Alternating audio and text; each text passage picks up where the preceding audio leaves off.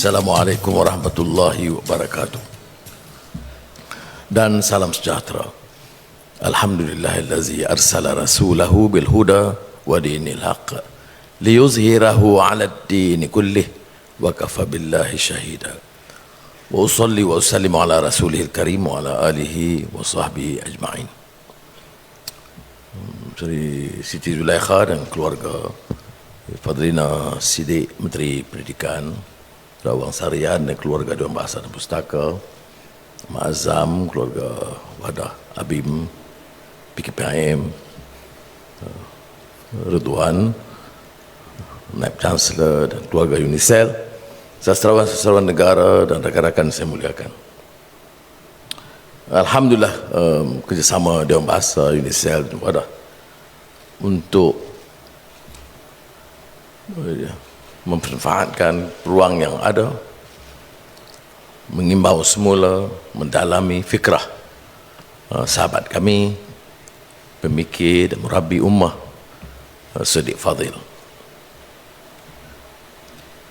Dan selalu bila mengingat tokoh-tokoh silam, saya peringatkan apa yang pernah diungkapkan oleh Roger Garaudi, pemikir dan filosof Perancis mutakhir, yang menyatakan kalau benar kita ikhlas dan faham tentang suatu tokoh dan sosok penting, ianya bukan untuk menyatakan sekadar keprihatinan, kesedihan, tetapi menggali khazanahnya dan menggali, mewacanakan, menggilap idealisme yang dibawa oleh tokoh atau sosok tersebut.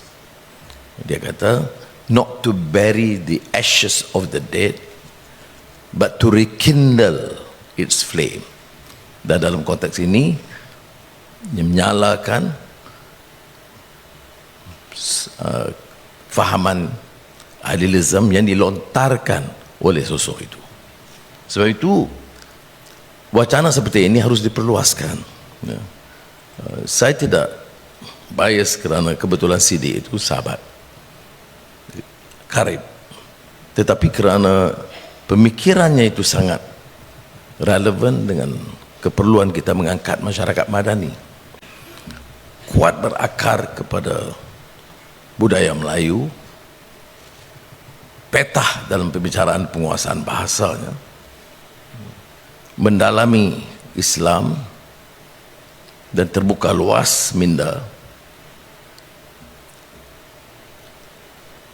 penggagas islah atau reform, dan tidak terperangkap dengan pemikiran sempit kaum atau jumud kefahaman agama, dan seorang demokrat yang memahami arti demokrasi rakyat, bukan demokrasi sistem dan institusi seperti mana yang lazim difaham sekarang, bahawa demokrasi itu hanya berarti sekiranya ada kecerdasan di kalangan rakyat.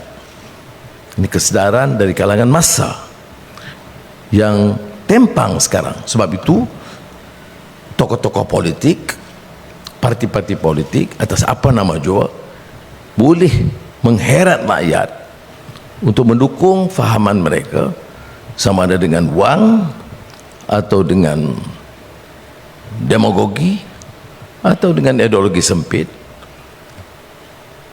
tidak dengan kefahaman yang lebih meluas. Tertarik kerana Samad Said ada di sini, kerana bila Ahmad Azam bicara soal kupasan kita dalam Muktamar Abim mengenai Islam dalam masyarakat majmuk, Samad Said dalam berita harian pernah mengupas, satu-satunya media pada ketika itu yang memberi ruang kepada kami mengupas dengan kritis dan dengan mendukung hasrat gelangan muda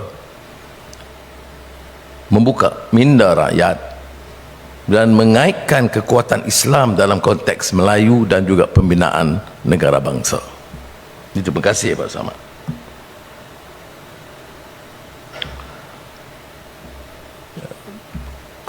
Seperti mana yang kita mengetahui, terutama rakan-rakan yang mengikuti tafsir Mawdu'inya atau Islam dan Melayunya dan beberapa kupasan lain, dan juga karya tesis kedoktoran yang tidak diterbitkan oleh beliau lagi. CD itu terlalu keras dalam fahamannya dengan mengakar kepada tradisi rantau dan Melayu, walaupun tidak berganjak dari sisi keyakinan tentang Islam. Dan ini juga harus difahami oleh generasi sekarang, kerana bila kita bina ABIM, dia tidak menganjurkan satu sikap walak mendukung pemikiran satu orang, satu kelompok, tetapi mendasari pada Quran, dan Quran dengan tafsir yang pelbagai supaya kefahaman kita lebih mendalam.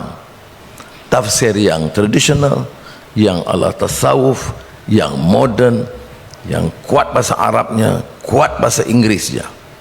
Maka dalam usrah-usrah awal dipimpin oleh Syekh Razali Nawawi dan Fadil Noor, ya, tentu terikat dengan tafsir Jalalain, tetapi dibawa juga Qurtubi, Maududi, Said Qutb, untuk diberikan satu perimbangan kefahaman yang lebih meluas dan mendalam. Tapi yang penting di sini ialah memahami agama dengan tradisi ilmu yang mantap, yang mendalam. Tidak memahami Islam dan betul-betul penafsiran seorang guru agama, melainkan hal-hal yang sudah tetap, soal salat, soal Ramadan dan lain-lain, ya. Kemudian buku-buku dihebahkan, dan sebab itu saya nak manfaatkan waktu ini untuk menyatakan bahawa untuk berkecimpung dalam gerakan dan mendukung semangat islah dan perubahan dan mengangkat martabat negara bangsa, negara madani, ia mesti berteraskan kepada keyakinan yang mendalam dan ilmu.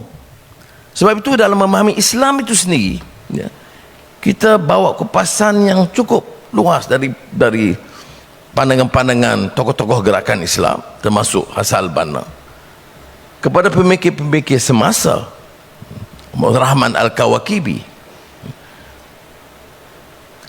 dan kupasan-kupasan dalam beberapa karya Syed Sabiq, Muhammad Al-Ghazali, kemudian Yusuf Kharadawi, ya, dan juga mengikira pandangan-pandangan di rantau ini, Muhammad Iqbal, terutama magnum opus beliau, The Reconstruction of Religious Thought in Islam, yang menggagaskan pembaharuan berdasarkan kefahaman lebih mendalam dan keperluan untuk menolak taklid, bukan kesemuanya, tetapi yang kerana tidak berakar kepada sunnah atau Quran, dan menganjurkan ijtihad dengan beberapa prinsip yang ketat. Kemudian di Indonesia tentunya Hamka, termasuk tafsir Azhar, satu-satu tafsir gagah dalam korpus bahasa Melayu, dan pemikir seperti Muhammad Natsir, dan tu di tanah Melayu bawa juga pejuang-pejuang kebangsaan awal, termasuk kupasan Raja Ali Haji, Za'ba, dan kemudiannya dari sudut ekonomi, kemiskinan, Engku Aziz, dari segi pemikiran filsuf Melayu dan Islam oleh Naqib Al-Atas, dari pemikir yang lebih kritis tentang pahaman dogmatik Melayu pada ketika itu, yang membantah pemikiran usang revolusi mental, yang menganggap, ya, beberapa sentimen Melayu itu yang agak ketinggalan, dan perubahan itu hanya di kalangan rakyat, tidak menyinggung bahawa beberapa kerusakan besar dalam negara ialah kerana pemikiran jumud dan keterlaluan keangkuhan kuasa, kegelojohan dan rasuah di kalangan pimpinan. Itu tidak disinggung kuat dalam revolusi mental. Maka Hussein Alatas dalam Myth of the Laziative, Intellectuals in Developing Countries, dan siapa yang salah mengasak pemikiran yang sedemikian, termasuk melihat dilema oleh Dr. Mahathir. Satu karya yang dianggap besar oleh sebahagian cendekiawan Melayu, tapi tidak dapat dipertahankan dari sudut keilmuannya, dari disebut gagasan pembaharuan sebenarnya, ya. Kerana fikiran itu masih terperangkap dengan kerangka pemikiran penjajah. Semua kita ini anti penjajah, tapi cara tidak sedar kita terbawa diheret dengan pemikiran penjajah, ya. Termasuk pandangan metos pribumi malas yang perlu dikupas, yang didukung oleh revolusi mental dan juga melihat dilema. Metos yang pernah disanggah lama sebelum itu oleh Jose Rizal, yang saya anggap sebagai the precursor of Asian Renaissance. Jose Rizal dalam The Indolence of the Filipinos, lembab malas Filipino, ikut pandangan siapa? Penjajah Spanyol dan pedayah Kristian yang memaksa mereka meninggalkan budaya dan agama yang lalu kerana ditanam tebal pandangan dan sosok yang negatif itu. Hal-hal ini kalau saudara sudah teliti semula karya-karya Siddiq, itu sangat tepat untuk kita kaji dan relevan dalam masa kini.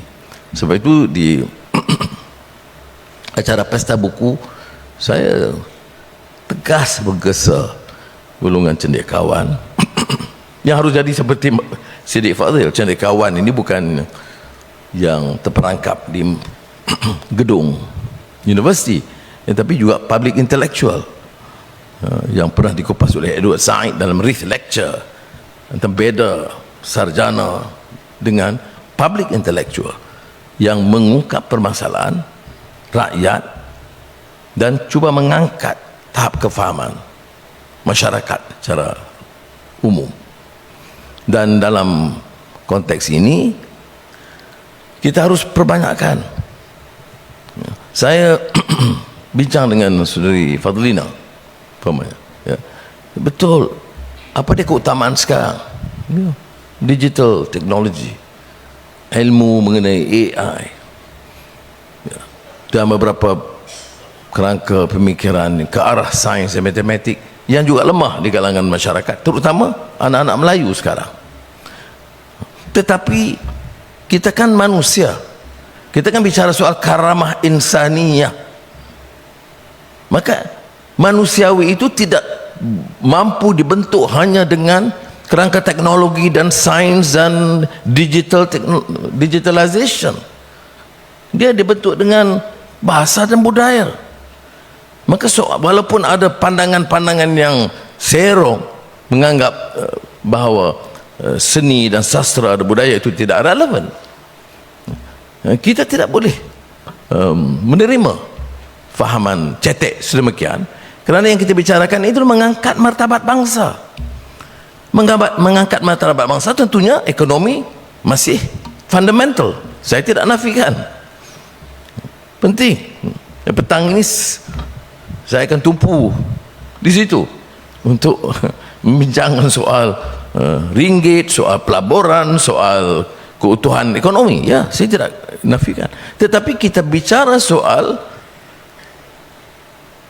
walaqad karramna bani Adam. Dan kalau karamah insaniyah itu tentunya pada yang tekad, pada keyakinan, pada nilai, pada akhlak, pada budaya, pada manusia seni, ya, pengucapan hati nurani dalam bahasa yang terindah mungkin, yaitu puisi. Ya. Sebab itu bila saya di lapangan, kadang-kadang dalam perbicaraan dengan anak-anak muda, termasuk di universiti, saya rasa bimbang Kerana minat dan kecenderungan ke arah ini tidak ada. Karya-karya penting, yalah, di sini ada Anwar Ridwan, ada Rahman Syahri. Bicara soal Samad Said dulu. Bicara soal apa? Soal hijau, bumi hijau, soal kemiskinan yang disebut papa kedana, soal rasa lara ini memang istilah paling disenangi oleh Samad Said. Soal perjuangan, soal gerakan kebangsaan awalnya, soal penindasan, soal hilangnya nilai demokrasi, semua itu diceritakan, digubah, diucapkan dengan bahasa yang terindah mungkin dalam bahasa kita. Maka kalau generasi baru ini tidak merasai kelazatannya yang disebut oleh Sayyidina Ali bin Abi Thalib, lazzatul ma'rifah, lazatnya karena keindahan bahasa dan ilmu ma'rifahnya, maka kita akan rasa kerugian. Sebab itu wacana seperti ini penting, dan sebab itu buku-buku yang kita hasilkan termasuk dari Dewan Bahasa mesti diwacanakan di sekolah dan di pusat pengajian tinggi. Bagaimana? Itu kerja Wang Sarian dan Fadlina. Itu orang kata baiknya jadi Perdana Menteri, dia boleh bagi pengarahan saja. Ya. Baru-baru ini saya minta JAKIM kerana kecelaruan pemikiran, sikap terlampau, walak tanpa berfikir, menganggap satu guru itu saja yang paling baik, tidak membaca, tidak menganjurkan pembacaan yang lain. Kalau nak baca, kalau yang menyokong Anwar, buku pasal Anwar saja. Kita tak boleh angkat masyarakat Banadi begitu. Dalam setiap tajuk itu mesti ada keinginan, kegairahan untuk menimba ilmu, membicarakan, mewacanakan dengan bebas. Sebab itu untuk JAKIM beberapa bulan yang lalu saya minta diterjemah buku hasil karya Syekh Taha Jabir Al-Alwani mengenai MBE yang berjudul Adabul Ikhtilaf fil Islam, adab perbedaan atau berwacana atau berbeda pendapat dalam Islam, menghormati, memuliakan walaupun ada perbedaan, tapi berdasarkan ilmu, bukan berdasarkan parti atau bukan berdasarkan tokoh, mesti berdasarkan dan bersandarkan kepada kekuatan ilmu. Kemudian minggu lalu bila saya dengar ucapan dari dua ulama terkenal dunia sekarang, termasuk Ali Jumaah, mantan mufti Mesir, dan Habib Omar Hafiz, mereka menyebut tentang matan Arba'in oleh Imam An-Nawawi, ya. Yang 40 hadis yang dipilih yang rasanya harus ditelaah, hadam oleh masyarakat. Tetapi saya beritahu kepada Syekh Ali Jumaah, bukan saja matan hadis itu, tetapi harus dengan syarah yang lebih tepat. Kalau tidak, dakwah kita itu dakwah pertarungan sengit dan benci dan menghukum tanpa kefahaman. Berbeda dengan semangat irhamu man fil ardi yarhamkum man fis sama. Jadi saya harap ini saya pada hemat saya lah, semangat dan budaya yang kita harus terapkan dalam masyarakat kita. Kerana saya dan Sidi Fadil umpamanya itu juga peminat pemikir Algeria, almarhum Malik bin Nabi. Malik bin Nabi menulis dalam bahasa Perancis dan terjemah dalam bahasa Arab. Jadi saya mohon Sidi Fadil menterjemahkan dan saya cuba hadam, kemudian saya ulas. Dia selalu sindir saya, pengulasnya lebih baik daripada yang penterjemah asalnya. Itulah persahabatan kami. Dan beberapa kupasan ke dalam bahasa Inggris, umpamanya karya awal Syed Nasr, bukan Syed Nasr sini, Syed Hussein Nasr, sekarang ni di Washington University, pengasas badan lembaga falsafah Islam di Iran, tentang Man and Nature. Ini tulis sejak tahun 60-an untuk Islam, dan dikupas baru ini oleh Ahli Jummah tentang ummatan wasata. Saya kagum juga kerana kita bicara tentang umat satu wasata itu puluh-puluh tahun, tapi dia kupas umat wasat ini umat sederhana, tapi sederhana bagi dia katanya itu juga sederhana itqan fil amal, excellence. Dan sederhananya saya katanya seperti sebukit kita naik mendaki, falah tahamal aqabah, mana naik sampai ke tinggi, kemudian ada turun. Jadi di antara dua mercu bukit itu, itulah kesederhanaan di mercu, kan hebat begitu.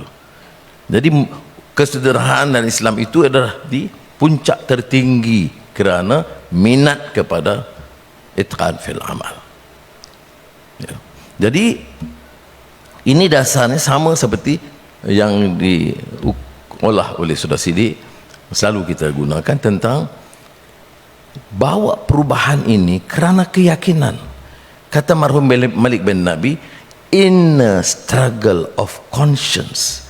Dia kena keyakinan, bukan bikin-bikinan, bukan kerana helah kelompok atau kaum atau politik atau tokoh, tapi suatu cetusan ikhlas dari hati nurani yang bersih. Pencernaan ini yang menghasilkan suatu kefahaman yang kemudian bina kekuatan. Kata dia, dari inner struggle of conscience kita membentuk satu kerangka pemikiran yang disebut guiding ideas, dan idea pendorong inilah yang menetapkan hala tuju keluarga kita, masyarakat kita, dan negara kita sendiri. Dan sebab itu saya cuba ungkapkan negara madani dalam konteks itu. Negara tidak boleh berkembang tanpa pembinaan tamadun. Ya, ekonomi dasar, ya, teknologi, ya, tetapi mesti didasari dengan kekuatan nilai dan akhlak dan keindahan yang dilengkapkan dengan semangat yang disebut manusiawi atau karamah insaniyah. Sebab itu dia membahas ini gedung yang penting, dan saya telah berikan dukungan yang cukup kuat kepada Dewan Bahasa, baik penerbitannya, baik kegiatannya, dan kita mau lihat dalam bulan-bulan akan datang itu Dewan Bahasa itu kembali sebagai gedung budaya yang hebat dan ya. Dan kerana ini sahaja jaminan untuk kita angkat dan menyempurnakan semangat adabani rabbi fa ahsana ta'dibi. Wassalamualaikum warahmatullahi wabarakatuh.